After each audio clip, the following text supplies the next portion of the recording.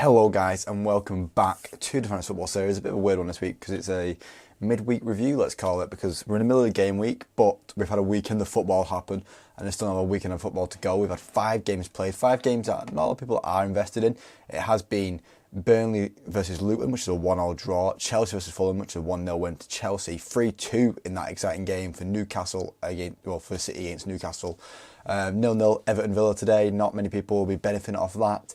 And Man United versus Spurs, and then 2-2. And with Son going, I don't imagine many people benefit off that too. I imagine most people are going to have players in the games later side of the week. But right now it's going to run 8 points currently the team, but there's not a guaranteed 8 to come off the bench in Richarlison, with him getting the bonus in that game as well. So with 8 points, that puts us on 16 for the game week, and potential to see 6 come from Pedro Porro if Bowen doesn't play against Sheffield United, which would put us on 22 points, which isn't that terrible right now with the average points being 20, but it does put us below average with a -4 right now. We're going to see ourselves low down on this game week until right at the end, until all our players are played, because we don't have Saka playing until next Saturday, who is our captain. We don't have Luis Diaz playing against Bournemouth until the right at the end, and we even have a player playing in the Brighton Wolves game right at the end of the game week against Wolves for Brighton in Estupinian. But so far, it's not gone terrible. It could have gone worse. Tarkowski did keep a clean sheet against Villa, which he almost didn't, thanks to an offside from Alex Moreno. I was right to say Pau Torres was on the bench. Pau Torres didn't play, and Kunku didn't play. That means Richarlison is coming on, as mentioned. So the 5 points there from Tarkowski do push our game week up to 8 points, because Watkins getting 1 point and Garnacho getting 2. Watkins is getting a bit iffy right now with how I'm looking at it, but let's mainly look into the team of the week so far and how other teams are doing. Petrovic killing it for Chelsea with a clean sheet there. Colwell, Branthwaite, Coleman all keeping clean sheets. De Bruyne getting the goal and the assist. 2 Oscar Bob who got on a goal. Bernardo Silva a great goal. And Cole Palmer getting 10 points for his goal. 3 bonus points and the extra clean sheet point there. Really annoying to actually see that, but it is what it is. Højlund also getting 10 points with his bonus coming in today. Going to move him up to 10. Morrison, Amdouni. I imagine the team's going to change a lot. His team's not full of big hitters right now, so I do imagine it's going to change a lot compared to the end of the game week, but that's when we'll see. I'm going to go on to the previous page.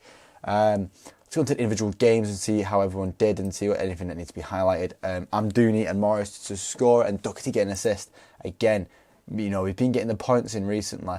8 points against Arsenal and 0 points against City. 9-7, 9-5. It could be a big hit and a big reason to get into your team out of them Luton defenders at his price of currently 4.5 mil. There is better options at 4.5 mil, so you probably want to avoid him. But Amdouni up front for Burnley. Not a good set of games coming up for him though, but he's had a nice couple past 2 games, getting 2 goals. So yeah, I don't think I'd want to touch anyone from them games either with their upcoming fixtures and how they look. Chelsea versus Fulham, another clean sheet for Chelsea, and Cole Palmer scoring with a penalty. It's a bit annoying, it's a bit of penalty immersion, but you know, it might be one of them where I might have to get rid of my team for Garnacho. We'll wait and see. We're going to hold off on it now because I can't see Chelsea keeping it up, especially we're going to let him play Liverpool and probably let him play City first and then bring him in. I don't even know if I want to bring him in then. You know, it's one of them. He's very cheap. It might be worth it for Garnacho, as I said, but right now I want to avoid it. De Bruyne back and smashing it, 12 points so far this game week. With a goal and an assist, but he might not be start full fitness. He might have to come off the bench a few times, so he might be one that you want to jump on straight away. Rodri and Walker getting the assist as well. Oscar Bob and Bernardo Silva scoring the goals. Could be just to look at, and Gordon getting on the score sheet as he does when he is fully on form. He does like to get involved in the goals, but I'll probably look at getting him a team once they've played Villa. After that Villa game, I'll probably bring Gordon back into the team.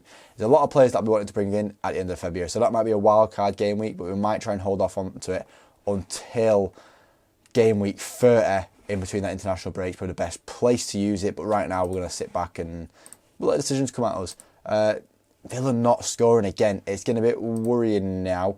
They've had a few iffy games the past couple of game weeks, and it might be time to move on from the Villa hype and on to something else.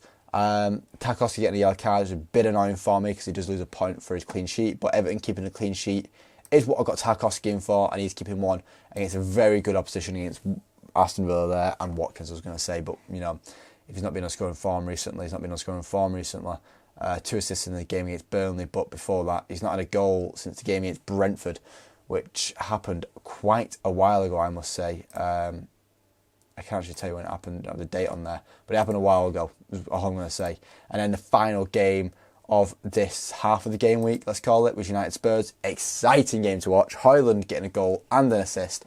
As I said, when the goals come from, they're going to start coming and coming fast. In a 1.3 expected goals conceded, that is, and a 0.17 expected goal involvement with a goal and an assist. Very little expected there, which is just brilliant to see, and he might be one of them. Now that Nkunku's injured, I might start looking at getting Højlund back in my team, but I don't want to jump on it too fast. We're going to look at the other options at the end of the game week, and when we need to. It's 2 weeks for us to make a change right now, but Højlund's looking a bit taster. We'll just have to see how we do in between now and then, if there's any injuries that are going to affect the team. Bentancur getting a score sheet, Richarlison getting on the score sheet, Pedro Porro getting an assist, and Werner getting an assist. I mean, and Werner, for those playing anti-FPL, going to be a bit painful, but yeah, Pedro Porro getting an assist, which is nice to see for a player in my team. I also see players in my team doing well, even if they're not in the actual team in the game week, because they might have to come on. I said Bowen might might just still be injured come the game against Sheffield. Obviously, I've played the risk of him not being injured, but if he is injured, it's all right, because I've got Pedro Porro coming on for 6 points now, and that's a point that we will take. I need Saka to do something against Crystal Palace, really. Luis Diaz would be nice to do something. He's not high ownership, I don't think. 7.6%, yeah, that's fine by me. Estupiñán is still, Estupiñán's quite high considering he's been injured for so long. I won't benefit much off that. I'll benefit much off Flecken. If Flecken gets a clean sheet against Forest, I'll benefit off that. A lot of people are going to have Solanke now. But yeah, I'm going to slightly benefit off that Richarlison when he does come off the bench. And I don't think I'll benefit much off the Pedro Porro. Being at 30% ownership, no, but the Tarkowski clean sheet, I've benefited off at 5.8% ownership there. There's not much more to talk about in this game week. It's been a quicker video than usual, but I do thank you for watching still, guys, and I'll hopefully see you next time at the end of the game week review, and hopefully I'll be a lot happier than the 8 points I'm on right now, but obviously that will change with players coming off the bench. I do thank you for watching, guys. If you want to see more, subscribe, because there's always more coming your way, and I'll see you next time. Cheers, guys.